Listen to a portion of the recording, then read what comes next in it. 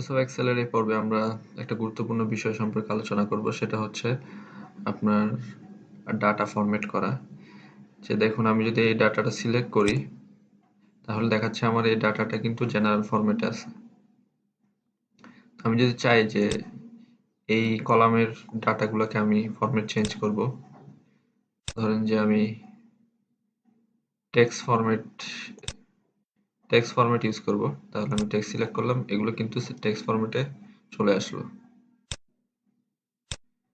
Normally আমি text ফরম্যাটে রাখবো না, কারণ টেক্সট ফরম্যাটে রাখলে আমার অনেক সময় মানে কোনো ক্যালকুলেশন করতে গেলে সমস্যা হতে পারে। সাধারণত এক্সেলের জন্য সমস্যা হতে পারে। সেজন্য আমি টেক্সটগুলোকে সাধারণত জেনারেল ফরম্যাটে রাখি। অথবা আমি যদি চাই যে আমার এই যে ইউনিট সোল্ড যে কলামটা আছে, এগুলো এখন জেনারেল ফরম্যাটে আছে, আমি চাচ্ছি এটার ফরম্যাটটা চেঞ্জ করে নাম্বার ফরম্যাটে রাখতে, তাহলে আমি এখান থেকে নাম্বার ফরম্যাট চুজ করব। দেখেন এগুলো কিন্তু এখন নাম্বার ফরম্যাটে চলে আসছে।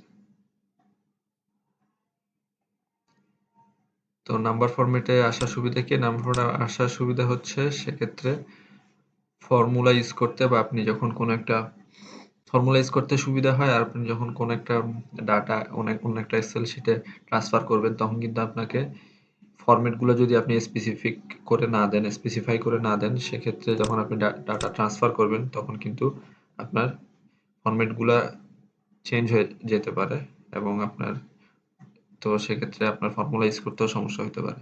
আপনি যখন কোনো ডাটা ট্রান্সফার করবেন তখন আপনাকে প্রথমে আপনার ডাটাটার যে ভ্যালুগুলো আছে তার যেগুলো দরকার, যেমন আমার ইউনিট সোল আমার দরকার হচ্ছে যে এই কলামটাকে নাম্বার ফরম্যাটে নিয়ে আসা, আমাকে এটা করে ফেলতে হবে আগে থেকেই। তারপরে দেখেন আমরা এখানে যে সেলস কলামটা আছে, সেলস কলামটা আমি চাচ্ছি অ্যাকাউন্টিং ফরম্যাটে আনতে। তাহলে আমি এখানে যে অ্যাকাউন্টিং অপশনটা আছে এটা সিলেক্ট করলাম, এটা কিন্তু অ্যাকাউন্টিং ফরম্যাটে চলে আসলো, এবং বাই ডিফল্ট কিন্তু একটা ডলার সিগনেচার চলে আসলো। আমি চাইলে এই ডলার সিগনেচারটা চেঞ্জ করতে পারি, সেক্ষেত্রে আমাকে এই অপশন থেকে চুজ করতে হবে, মানে কাজটা করতে হবে। এখানে যে অ্যাকাউন্টিং ফরম্যাট আছে, এখানে যে সিম্বল আছে, এখানে কিন্তু ডলার সাইনটা বাই ডিফল্ট দেওয়া আছে দেখে আমার এখানে ডলার সাইনটা আসছে। আমি চাইলে এখান থেকে অন্য সাইন ইউজ করতে পারি, ঠিক আছে? তো সাধারণত আমি ডলার সাইনই রাখবো। আবার এখান থেকে ডেসিমাল প্লেসও চেঞ্জ করতে পারি। এখানে এখন 2 ডেসিমাল মানে দশমিকের পর 2 ঘর আছে, আমি চাইলে এখানে থেকে সেটাও চেঞ্জ করে দিতে পারি। চাইলে দশমিকের পরে নাম্বার নাও রাখতে পারি, ঠিক আছে?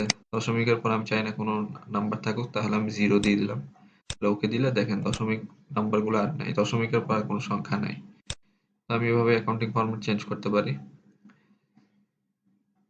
আর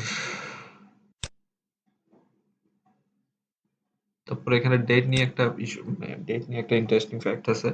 মাইক্রোসফট এক্সেলে বাই ডিফল্ট হচ্ছে ডেটটা থাকে আপনার, প্রথমে মান্থ থাকে, তারপরে ডেট থাকে, তারপরে ইয়ার থাকে।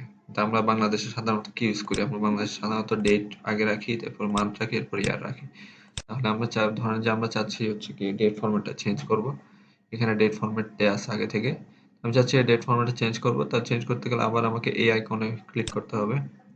ক্লিক করে এখানে যে ডেট ফরম্যাটটা আছে, এখানে বিভিন্ন ফরম্যাট দেয়া আছে। আমি চাইলে এখান থেকেও নিতে পারি, অথবা আমি চাইলে আমার নিজের মতো করে কাস্টম ফরম্যাট চুজ করতে পারি, যেটা আমি একটু আগে বললাম যে আমরা সাধারণত দিন রাখি, এরপরে মাস রাখি, এরপরে বছর রাখি।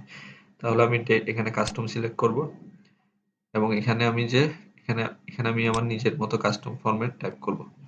তাহলে আমি ডে রাখতে চাচ্ছি আগে, ডে, এরপরে স্ল্যাশ, এরপরে মান্থ, স্ল্যাশ, এরপরে ইয়ার।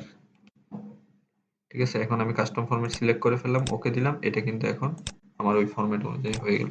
তাহলে দেখেন প্রথমেই হচ্ছে ডে, এরপরে মান্থ, এরপরে ইয়ার, এই ফরম্যাটে চলে আসলো। তাহলে আমরা আজকে কি দেখলাম? অ্যাকাউন্টিং ফরম্যাট দেখলাম। এটা ডেফিনেটলি অ্যাকাউন্টিং ফরম্যাটে থাকবে না, এটা ডেফিনেটলি জেনারেল ফরম্যাটে থাকবে। আমরা অ্যাকাউন্টিং ফরম্যাট দেখলাম, আমরা নাম্বার ফরম্যাট দেখলাম, আর আমরা হচ্ছে ডেট ফরম্যাট দেখলাম। আর জেনারেল ফরম্যাটটা হচ্ছে বাই ডিফল্ট এক্সেলে থাকে, ঠিক আছে? যাই হোক, এ ছিল ডাটা ফরম্যাট নিয়ে সংক্ষিপ্ত আলোচনা। ভালো থাকবেন, ধন্যবাদ।